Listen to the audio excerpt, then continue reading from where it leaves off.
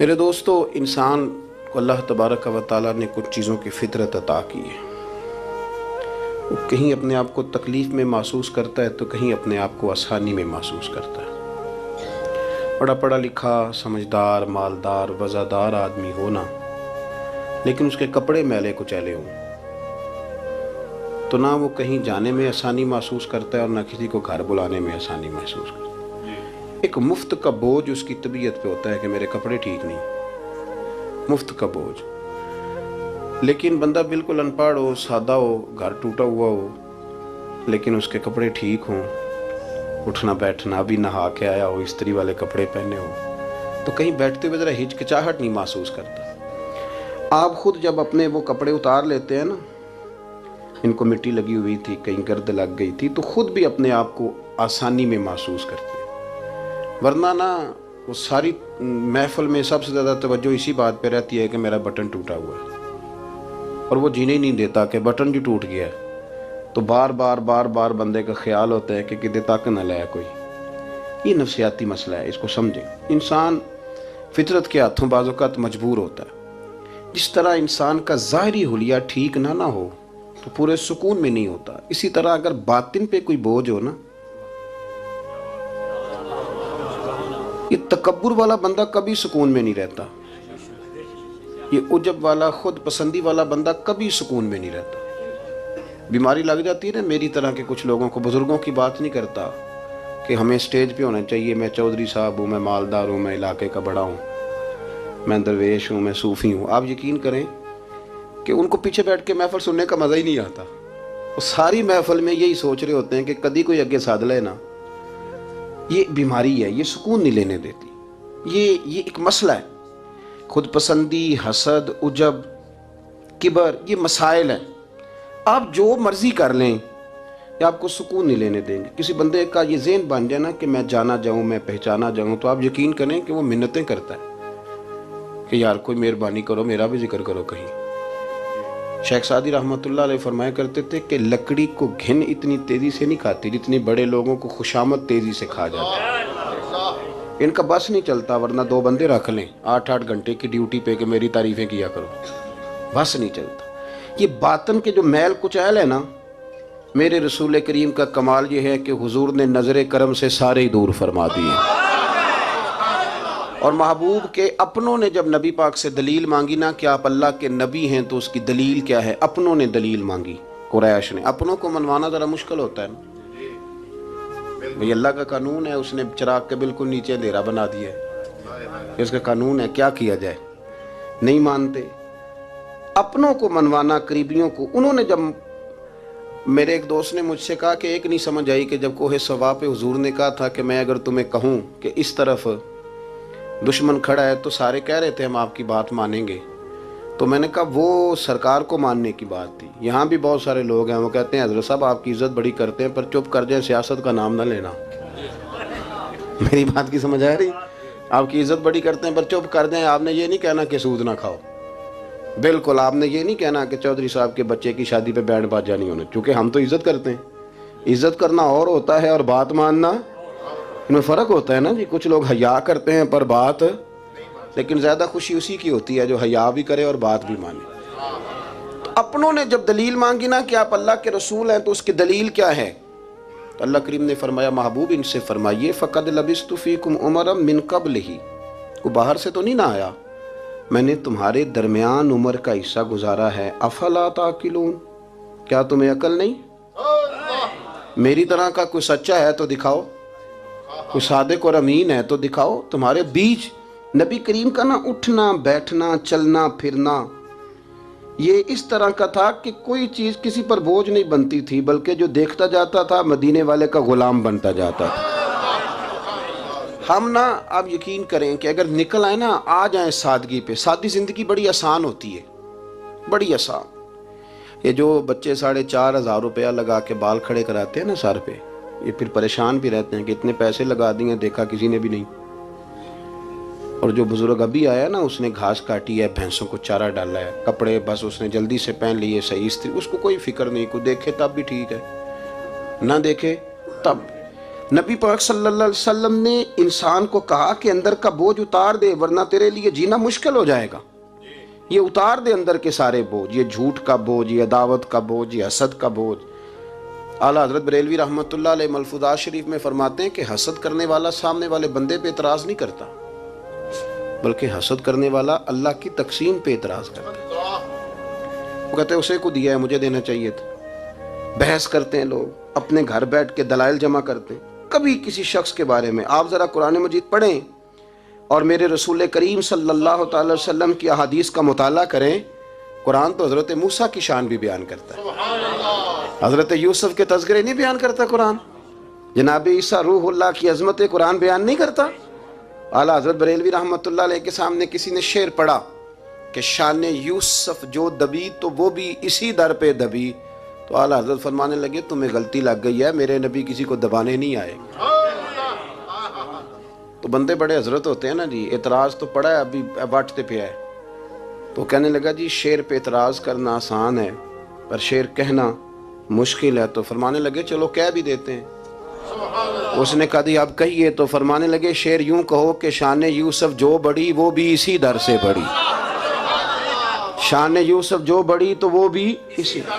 इज्जत देने से आप कोई कमजोर हो जाएंगे, कोई नुकसान हो जाएगा किसी को इज्जत देने से, क्या फर्क पड़ता है। लेकिन आप यकीन करें कि वो इतनी मुसीबत बनी है इज्जत लेने की, प्रोटोकॉल लेने की, अपना आप मनवाने की, इतनी ज्यादा।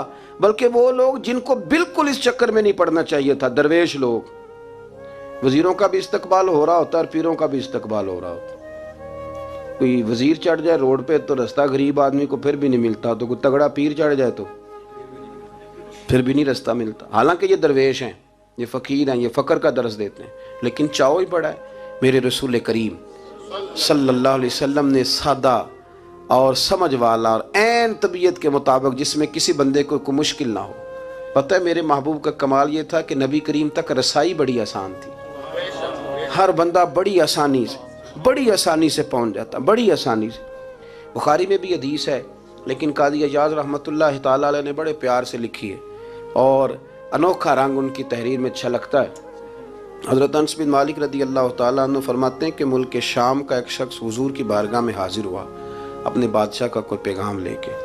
गरीब आदमी ना वैसे ही तबन ही थोड़ा सा मायूस होता है, डर रहा होता है, वो सहमा हुआ होता है। लेकिन हालात के सहमे हुए लोगों को बता दो, हालात बदल जाते हैं, एक जैसे नहीं रहते। लेकिन ये बेचारे सहमे, ये हर जगह डर रहे होते हैं। ये आस्थानों पे भी डर के पीछे बैठे हुए होते हैं, आस्थानों पे भी प्रोटोकॉल मिल रहा होता है जिसकी जेब तगड़ी होती है। तो डरते हैं ये लोग और इन पे प्रेशर बढ़ा दिया जाता है। कुछ ऐसे काम किए जाते हैं जिनसे इनकी दिलों पर बोझ भी रहता है कि नहीं नहीं यहाँ बात कोई नहीं करनी।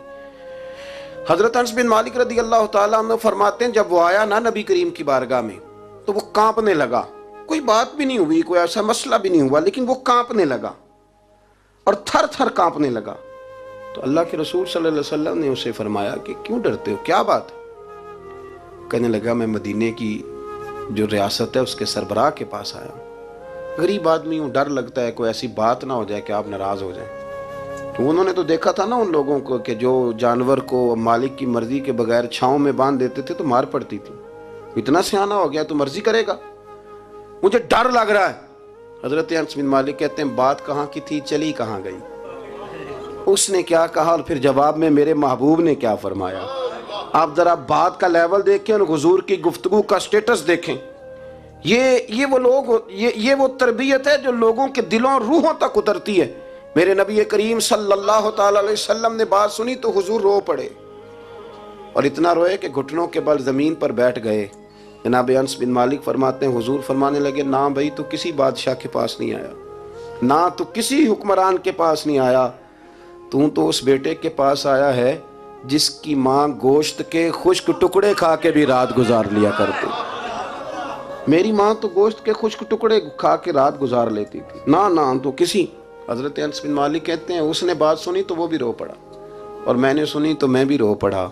दोस्तों रसूल करीम देखे ना हम लोगों ने किस तरह का लेवल बनाया हुआ है। अभी तक वो जो दौलत का रट्टा है थोड़ा बहुत वो अभी तक चलता है। अभी तक खानदान के अंदर कोई बंदा अमीर हो जाए तो चौधरी भी वही होता है, सियाना भी, मेरा तो ख्याल है पीर भी वही होता है। शर्त यह है कि उसके पास पैसे होने चाहिए, वही शेख होता है, सारा कुछ वही होता है। नबी पाक सल्लल्लाहु अलैहि वसल्लम ने हमें कहा कि ये तुम्हारे अंदर के बोझ हैं, माहा काफी सदरिक। गुनाह जो होता है ये खटकता है सीने में, ये बंदे को परेशान करता है, बंदा तकलीफ में होता है, किसी को पता ना चल जाए। हम लोगों ने आहिस्ता आहिस्ता करके ना एहसासात की दुनिया छोड़ दी है, हमारा मिजाज नहीं। छोटी छोटी बातें होती हैं लेकिन हम तवज्जो नहीं ना करते, तवज्जो नहीं करते। कोई इतना मुश्किल बात नहीं कि रात को बेटा फल लेके आया तो अपनी बीवी के कमरे में चला गया। लोग उसकी माँ को और उसके बाप को ये बात आसानी से कह देते हैं कि आप हौसला करें, दफा करें, जो कर रहा है करने दें। लेकिन जिस बंदे की कुल कमाई उसका पुत्र हो और भरी जवानी में जिसने कहा हो बीवी से कि चल मैं पुराने कपड़ों पे ईद गुजार लूंगा, तो नए कपड़े बच्चों के ले आ, जिसने 30 साल सऊदी अरब में, दुबई में, मस्कत में, परदेश में गुजारे हों और वहाँ कंबल भी ना बदला हो कि चलो बच्चे मेरे पड़ जाएं, उसकी कुल कमाई बाग तेरे दी कर कर राखी, सारी उम्र गुजारी, तो जदों ये बाग पकन ते आया ले गए और व्यापारी, तो वो फिर जाके तो 6 किलो रख के प्लेट में अपनी बीवी से कहता है जाबा जी को दे आ। ये कहना आसान है बाप को कि तू सब्र कर, हौसला कर, पर वो बाप जब पीछे पलट के देखता है तो कहता है दुनिया ने तो तुझे तोहफा दिया होगा, मैंने तो जवानी तुझे दे दी, खुशियां सारी तेरे नाम कर दी और तू मेरे साथ ये सलूक करने चला। ऐसा साथ नहीं, उसको पता ही नहीं। रोज दोस्त को टेलीफोन करता है कि आज बाहर से खाना खाएं, कभी अब्बा जी को भी करना कि अब्बा जी आज मेरे बगैर रोटी ना खाना, मैं आऊँगा तो मिल के खाएंगे। कभी कह अम्मा को कि अम्मा मुझे बड़े बड़े रेस्टोरेंट में वो मज़ा नहीं आया कि तेरे हाथ के चावलों की रोटी में मज़ा आया, आज पका ना। मुझे लगता है अम्मा को राशा भी हो ना, राशा भी हो तो फिर भी वो तेरे लिए मेहनत करेगी, लेकिन एहसास ज़रूरी है ना, वो हम पैदा नहीं करते, वो हमारी तवज्जो नहीं जाती। साहिब तबकात कहते हैं नबी करीम सल्लल्लाहु ताला अलैहि वसल्लम ने ना जब सहाबा कराम आए थे मक्का मुकरमा से मदीना तय्यबा, तो आपने सुन रखा है कि अंसार मदीना ने अपनी जायदादें भी तकसीम करके आधी आधी मुहाजिरीन को दे दी थी। तो उनमें एक हज़रत उम्मे ऐमन भी थी, नबी करीम की रज़ाई वालदा हैं।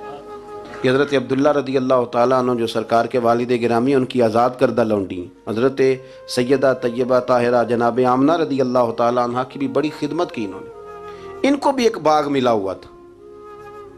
जब वो खैबर के इलाके फ़तह हो गए, यहूदियों से बहुत सारे इलाके ले लिए, तो अल्लाह के रसूल सल्लल्लाहु अलैहि वसल्लम ने फरमाया अब इस तरह करो कि ये जो तुमने जायदादें ली हुई हैं ना अंसार से, ये वापस कर दो और तुम्हें इसमें से दे देते हैं। और हुजूर अलैहिस्सलाम ने अंसार मदीना से भी कहा कि मैं उनको ये जायदादें दे के और तुम्हारी वापस कराने लगा हूँ। तो अंसार ने तो वहाँ भी बड़ा अनोखा जवाब दिया कि या रसूलल्लाह हमारी वाले भी रहने दें और वो वाले भी उनको दे दें। वयुक्सिरूना अला अनफुसिहिम वलौ काना बिहिम खसासा, ये भी उनको उनके पास रहने दे। महबूब ने फरमाया नहीं, मेरा फैसला यही है। हज़रत उम्मे ऐमन रदी अल्लाह ताला अन्हा के हिस्से में एक बाग आया हुआ था, तो महबूब करीम सैयद आलम सल्लल्लाहु अलैहि वसल्लम ने कहा अम्मा जी आपको कोई और बाग दे देते हैं, ये वाला बाग वापस कर दें। सीधी सादी बीबी थी, नाज था कि मैंने हुजूर की खिदमत की है बचपन में, नाज था। कहने लगी मैं तो नहीं वापस करती, ये नाज है, वरना हुजूर को कोई इनकार कर सकता, मैं तो नहीं वापस करती। हज़रत आयशा सिद्दीक़ा रदी अल्लाह ताला अन्हा फरमाने लगी अम्मा जी ये आप क्या कह रही हैं। हुजूर फरमाने लगे आयशा आप खामोश हो जाए, ये बुढ़ापा है, उसके एहसासात हैं, उसके जज्बात हैं। आप यकीन करें कई दफ़ा बूढ़े बेचारे ना दर्द से बात नहीं बताते किसी को, वो कहते हैं क्या करें, कपड़ा उठाएं ताकि पेट नंगा हो जाए, कैसे बात करें। नबी करीम सैयद आलम अलैहिस्सलाम अम्मा जी के करीब गए, कहा अम्मा जी मेरे साथ चलो, एक दफ़ा बाग देख तो लो। हुजूर साथ लेके गए, एक बाग दिखाया तो कहने लगी नहीं नहीं मैंने नहीं लेना, ये बोले मेरे वाला ठीक है। हुजूर ने फिर दूसरा दिखाया, कहने लगे ये भी नहीं मुझे पसंद। महबूब ने तीसरा दिखाया तो कहने लगी ये तो मेरे वाले बाग से भी प्यारा है, ये मैं ले लूँगी।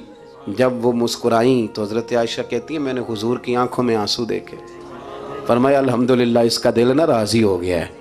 ये तरीका है मेरे अजीज़, थोड़े एहसासात तो पैदा करें, थोड़े अपने जज्बात। कितनी खुद गर्जी वाली ज़िंदगी है कि मुझे सिर्फ मेरा ही ख्याल है, और जो जहाँ बैठा है ना, पता है हम परेशान ज़्यादा क्यों हैं। मैं मौलवी हूँ तो मैं सारा दिन यही तकरीरें करता हूँ, लोग मौलवियों की इज़्ज़त नहीं करते, लोग मौलवियों की इज़्ज़त नहीं करते। तो मैं कहता हूँ छोड़ें ये रट्टा, इज़्ज़त मांगने की क्या ज़रूरत है, अब मिन्नत मांग के इज़्ज़त करानी है, छोड़ें, कोई ज़रूरी है। मैं इस तरह करता हूँ कि मैं इज़्ज़त करनी शुरू कर देता हूँ, मैं करता हूं ना 15-20 उलमा की इज्जत, चलो हम आपस में शुरू कर लेते हैं, तो खुद ब खुद बाकी भी मसला ठीक हो जाए। बूढ़े लोग हर वक्त शिकायत करते हैं इज्जत नहीं की जाती, इज्जत क्यों आप भीख मांगते हैं, क्या जरूरत? प्यार देना शुरू करें, रोज बरोज मुतालबा करना कि मेरी खिदमत करो, मेरे पीछे चलो, इससे तो दिक्कत पैदा होती, इंसान तकलीफ में रहता है। मेरे रसूल करीम अलैहिस्सलाम ख्याल रखते, छोटे छोटे बच्चों के जज्बात का भी ख्याल करते, बूढ़ों के जज्बात का भी ख्याल करते। नबी करीम सल्लल्लाहु अलैहि वसल्लम हर शख्स के बारे में ऐसा नजरिया रखते कि जिससे कौम को सुकून होता, दिलों के अंदर इत्मीनान पैदा होता। हजरत आयशा सिद्दीका रदी अल्लाह ताला अन्हा फरमाते हैं, एक दिन घर में तशरीफ़ फरमाते और तबीयत मुबारक में ना बड़ी, मैं देख रही थी कि बड़ा हशाश बशाश है सरकार का मिजाज, बड़ी खूबसूरती। आज गमे उम्मत में हुजूर उस तरह परेशान नहीं जैसे अक्सर होते हैं। आप फरमाती हैं बातें चल रही थी तो बैठे बैठे हुजूर फरमाने लगे कि आयशा मैं तुम्हें बताऊं तो मुझसे राजी कब होती हो और नाराज कब होती हो? कहते मैंने अर्ज की या रसूलल्लाह मैं और आपसे नाराज। फरमाया चल सुन तो लेना, सुन तो लेना, जरा बात सुनना, जरा सुन तो ले, सुनना। अर्ज की या रसूलल्लाह हुक्म फरमाए। फरमाया तुम कभी कभी कसम उठाती हो, जरा एहसास की शिद्दत देखी, लफ्जों और जुमलों का ख्याल रखना, सामने वाले का उसे आसानी देना। नबी करीम सल्लल्लाहु, देखे ना, मैं नहीं परवाह करता जी, अब बीबियों की बातें कौन सुने, मैं नहीं परवाह करता जी फलाना तो अनपढ़ है, लेकिन जो हमें हुजूर ने ज़ौक़ दिया जीने का, जो तसल्ली दी हमें जिंदा रहने के लिए, जो हमें कहा कि ये चीज़ तुम्हें जवान करेगी, ठंडा रखेगी। नबी करीम सल्लल्लाहु ताला अलैहि वसल्लम फरमाने लगे आयशा तुम ना कभी कभी कसम उठाती हो? कहा या रसूलल्लाह उठाती हूँ। फरमाया जब तुम थोड़ा बहुत नाराज़ होती हो ना कि किसी और ज़ौजा के पास वक्त ज़्यादा गुजर गया है, तो फिर तुम पता किस तरह कसम उठाती हो? तुम कहती हो मुझे इब्राहीम अलैहिस्सलाम के रब की कसम, और जब तुम राज़ी होती हो तो कहती हो मुझे मोहम्मद मुस्तफ़ा के रब की कसम। और मैं मुझे पता है। जनाब आयशा कहती है मैं रो पड़ी, मैंने कहा महबूबा बात बिल्कुल इसी तरह ही है, लेकिन कुर्बान जाऊँ यहाँ तक ख्याल रखते हैं आप, हुजूर यहाँ तक एहसास आता है, यहाँ तक। फरमाया मुझे पता होता है कब तुम्हारा जज्बा क्या है और कब तुम्हारा रंग क्या है। दोस्तों ये चीज़ें जब निकल जाती हैं ना मिजाज से, फिर आसानी हो जाती है। लेकिन वो हमारा अपने आप को पसंद करना, अपनी तबीयत पे नाज करना, अपने आप को देखते रहना और अपनी तामीर में इतना गर्क होना कि बाकी सारी खूबसूरतियों से भूल ही जाना, सरफ नज़र ही कर लेना। थोड़ा थोड़ा प्यार बांटें। इतना ऊपर खड़े होकर नीचे देखोगे तो हर चीज़ छोटी नज़र आएगी। कभी कभी नीचे खड़े होकर भी ऊपर देखें, इंशाल्लाह बड़े बड़े कद वाले लोग दुनिया में मिलेंगे, बड़े बड़े कद वाले। बहुत सारे लोग मुझे कहते हैं जी कामिल पीर नहीं मिलता। मैं क्या नहीं मिलता? पैसे बंदे की जेब में ढेर सारे हों तो फिर कामिल पीर किमें मिले? और 2 MA वो कर जाए, चाहे सैपलियों में ही पास कर जाए, फिर कामिल पीर कैसे मिले? वो हो चौधरी साहब और उसको पीर मिल जाए। इन 3 बंदों को पीर मिलता, उसके लिए तो थोड़ा नीचे उतरना पड़ता है ना जी। पहले जो बर्तन भरा हुआ हो तो उसमें पीर साहब क्या डालेंगे? कोई खाली होगी तो शायद अंदर आएगी ना। अपनी ज़िंदगी में थोड़ा सा लेवल। हज़रत ख्वाजा शमसुल आरिफीन सियालवी रहमतुल्लाह अलैह, ख्वाजा साहब गुजर रहे थे तो एक बच्चा ना, हमारे देहातों के बच्चे जो होते हैं ना, वो उनका अपना स्टाइल होता है और वो बड़े मस्त लोग होते हैं। असल मज़ा वही बच्चे उठाते हैं जो देहातों के, वो जो ज़िंदगी गुजारते हैं बड़ी शानदार होती है। मैं आपको तजर्बे की रोशनी में कह रहा हूँ, मैंने देहात भी खोल के देखे और शहर भी सारे देखे, इल्ला माशाअल्लाह ढेर सारे शहर मैंने देखे। और मैंने उसमें देखा है कि ज़्यादा सुखी यही बच्चे रहते हैं जो मिट्टी में भी कभी कभी दौड़ते हैं, हाँ, जो सुन लेते हैं थोड़ी बहुत। आप यकीन करें कि सारे गांव के बूढ़े ही दादा होते थे और सारे ही चाचे होते थे और सारे ही। अब तो रट्टा बन गया, अब तो मसला ख़राब हो गया, अजीब सी उलझन लोगों ने पैदा कर दी। ख्वाजा साहब रहमतुल्लाह अलैह गुजर रहे थे तो एक बच्चा बेरी को रोड़े मार रहा था, तो रोड़े सारे जमा कर दिए और मारता जा रहा है, मारता जा रहा है। और ये बच्चे गांव के जब ये फायरिंग करते हैं ना बेरी पे, तो ये रोड़े पहले जमा कर लेते हैं ताकि फिर बेदरेग बगैर रुकने के अपना काम करते रहें। तो मार रहा था तो हज़रत शमसुल आरिफीन रहमतुल्लाह ताला अलैह आप भी गुजरे, मुरीदीन साथ थे, तो 1-2 रोड़ा ना हज़रत को भी लग गया। तो फरमाने लगा पुत्र ज़रा ख्याल करना, मैं बूढ़ा आदमी हूँ, इस उम्र में तो ज़ख्म भी ठीक नहीं होते। उसने बच्चे ने पलट के देखा तो वो तो जानता था ना कि चाय से केतली ज़्यादा गर्म होती है, मुरीद मारेंगे। उसने दौड़ लगा दी, भागा और सरपट दौड़ा। और जब वो तेजी के साथ दौड़ा ना, तेजी के साथ, अल्लाह अकबर, तो ख्वाजा साहब ने भी मुरीदों से कहा इसको पकड़ के लाओ। पकड़ के लाए तो ख्वाजा साहब फरमाने लगे दौड़ते हो क्यों? कहने लगा जी 2 हरफी बात है, आप मारेंगे, आपके मुरीद मारेंगे, रोड़ा जो लग गया। क्या अंदाज है बुजुर्गों का, प्यार बांटने का। ये चीज़ें इंसान को बड़ा मीठा रखती हैं। आप यकीन करें, प्रोटोकॉल से निकल आए आप सौखे हो जाएंगे, आसान जिंदगी। ख्वाजा साहब रहमतुल्लाह तआला अलैह फरमाने लगे वैसे तू कर क्या रहा था? कहने लगा मैं रोड़े मार रहा था बेरी को। तो फरमाया बेरी तुझे जवाब में क्या देती है? कहने लगा जी वो तो फल देती है। तो आप फरमाने लगे तू शमसुल आरिफीन को बेरी से भी क्या गुजरा समझता है? आप उतर मेरे सीने से लग, और जो फल मैं तुझे दूंगा ना पहले कभी ना किसी ने दिया होगा। थोड़ा लेवल तो नहीं देखे ना। हमारे बच्चे बड़ी आसानी से कह देते हैं मेरे गांव के लोग जाहिल हैं जी सारे। तो मैं कहता हूं जाहिल को जाहिल कह के जान छुड़ाना तो आसान काम है, ये तो आसान काम है, पर जाहिल को पकड़ के आलिम बना देना ये मदीने वाले रसूल का तरीका है। वो जहाज़ में जो लोग ज़्यादा ट्रैवल करते हैं वो इस बात को ज़रा आसानी से समझेंगे कि जो हमारे देहातों से लोग जाते हैं ना उम्रा करने, अक्सर गरीब लोग होते हैं, कई तो बेचारे कमेटियाँ डाल के जाते हैं। तो वो जब चढ़ते हैं ना जहाज़ पे तो बच्चा पढ़ा लिखा बैठा हो तो बाबा जी को नहीं पता होता तो वो सीट नंबर कैसे देखना है, तो बैठ जाते हैं जहाँ जगह मिले, समझते हैं बस ही हैं। तो बच्चे तनकीद कर रहे हैं जी साढ़े पिंड के बंदे नहीं सियाने हो सकते, देखो इन्होंने बस ही समझा हुआ है, और हंसते हैं, फबतियाँ कसते हैं, मजाक उड़ाते हैं। तो मैं कहता हूँ यार तू अगर पढ़ा लिखा होता ना तो तू दरवाजे पे जाके बाबा जी का हाथ थामता, फिर तो सीट नंबर दे के उन्हें बिठाता, हाथों पे सीट बेल्ट बांधता, फिर पानी की बोतल देता और फिर कहता हुजूर बुजुर्गों मैं फलानी जगह बैठा हूँ, मेरी ज़रूरत पड़ी तो दोबारा भी आवाज़ दे लेना। पढ़े ना बुखारी मुस्लिम। हज़रत अनस बिन मालिक रज़ी अल्लाह तआला अन्हु फरमाते नजरानी चादर हुजूर ने ओढ़ी हुई थी और नबी करीम सल्लल्लाहु अलैहि वसल्लम जा रहे हैं, जनाब फारूक आजम भी साथ हैं। तो कहते हैं पीछे से एक शख्स ने ना हुजूर की वो चादर, उसमें सुर्ख धारेदार तारे थी, तो पकड़ के ना उसने चादर हुजूर की खींची, तो वो जो चादर थी वो हुजूर के गले में फिर गई। फरमाते मैं वो तकलीफ महसूस कर रहा था तो वो खींच के ना चादर, तो कहने लगा मैं कुछ मांगने आया हूँ। तो दरवाज़ा ज़ोर से खटखटाए उसे भीग देते हो, मैं तो दौड़ जा दरवाज़ा तोड़ेगा। लेकिन हदीस के लफ्ज़ हैं फल्तफ़त इलैहि फदाहिक। हज़रत अनस बिन मालिक कहते हैं जब मुस्तफ़ा करीम ने उसकी तरफ देखा तो हुजूर ने मुस्कुराना शुरू कर दिया। यहाँ मुस्कुराना कमाल है। आला हज़रत बरेलवी कहते हैं जिसके गुच्छे से लच्छे जड़े नूर के उन सितारों की नुज़हत पे लाखों सलाम, और जिसकी तस्की से रोते हुए हंस पड़े उस तबस्सुम की आदत पे लाखों सलाम। हुजूर ने तवज्जो की तो मुस्कुराए। फरमाया क्या लेने आए हो? कहने लगा भिखारी हूँ, कुछ लेने आया हूँ। चादरें खींच के मांग रहा है। तो नबी करीम अलैहिस्सलाम ने दिया कितना? मेरे करीम से गर कतरा किसी ने मांगा दरिया बहा दिए हैं, दुर बे बहा दिए हैं। नबी करीम ने फरमाया ये 2 पहाड़ियों के दरमियान जितनी बकरियां खड़ी हैं सारी इसे दे दो। 2 पहाड़ियों के दरमियान जितनी बकरियां खड़ी हैं सारी इसे। वो आया था तो उसे अदब अदाब भी नहीं आते थे, मांगने का तरीका भी नहीं आता था, लेकिन गांव गया तो जाके दीन का मुबल्लिग बन गया। क्या तबलीग करता है? कहता हो लोगों गुर्बतों से परेशान लोगों आओ मेरे साथ, मैं तुम्हें मदीने ले चलूं। मेरे रसूल इतना देते हैं कि गुर्बत का डर भी निकल जाता है। जब तबीयत के अंदर इंसान के मिजाज बन जाए ना, आप यकीन करें ये बड़े ठंडे लोग, मस्त लोग, परवाह कोई नहीं। वरना बहुत सारे ऐसे लोग हैं बेचारे ज़िंदगी में जो दूसरों को सीधा करते करते ना खुद बड़े टेढ़े हो गए, हालात ख़राब हो गए। इमाम अहमद बिन हंबल वो रवायत लाए हैं, जब एक शख्स ने आकर हज़रत उमर से कहा था मैं तकरीर करना चाहता हूँ, तो फरमाया तू ना करना।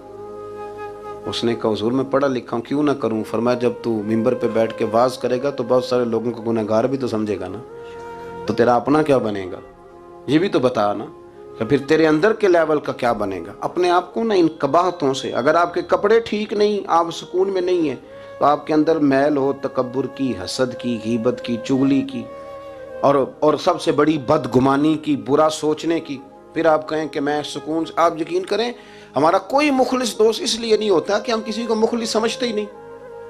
हमारे ज़माने में सच्चा इसलिए कोई नहीं कि हम किसी को सच्चा समझते नहीं। हमें बुजुर्ग इसलिए नहीं मिलते कि हम किसी को बुजुर्ग नाराज ना होना। मेरी बात पे गौर करना।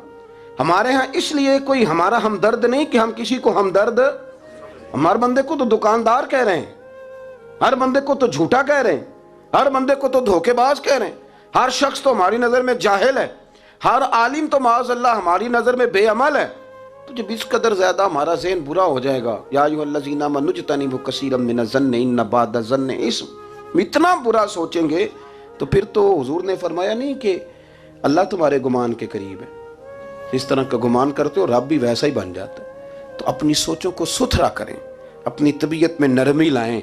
आप अच्छे बंदे ढूंढने मिलेंगे तो रब आपको ढेरों बंदे अता करेगा। अपने आप को कमज़ोर ना करें, कभी छोटा ना करें, छोड़ें। अपनी निजी मजलिसें भी पाक करें, साफ़ सुथरी करें और ख़ूबसूरत करें, और अपनी जो खलवतें जलवतें उनमें मेहनत करें। अपने से दूसरों को अफजल जानना सीखें, लोगों का इकराम करना सीखें, आदाब सीखें और लोगों के बारे में अच्छी गुफ्तगू करनी सीखें। आप यकीन करें, ये काम आप किसी के लिए करके देखें, अल्लाह आपको सुकून अता करेगा। आला हज़रत बरेलवी रहमतुल्लाह अलैह से किसी ने कहा था, हज़रत जी मेरा दिल बड़ा बेसुकून रहता है, तो कोई वजीफ़ा दें। तो उसका ख्याल था कुछ पढ़ने को बताएंगे। तो फाज़िल बरेलवी रहमतुल्लाह अलैह फरमाने लगे, इस तरह कर, किसी बंदे के साथ नेकी कर, पर उसे पता ना हो मेरे साथ कौन कर रहा है, उसे खबर है। फरमाया इस तरह की नेकी कर, फिर रब तेरे दिल को करार अता करेगा। वो जो दिखा के मस्जिद में पैसे दिए जाते हैं वो नाम तो हो जाता है पर सुकून ले जाता है वो, लेकिन जो छुपा के नेकी होती है वो ज़रा मज़ा कर जाती है। उठ फरीदा सुत्या, झाड़ू दे मसीत, तू सुत्तें ते रब जागदा, तेरी डाडे नाल प्रीत। उठ फरीदा सुत्या ते खलकत वेखन जा, मते कोई मिल जाई बख्शिया ते तू भी बख्शिया जा।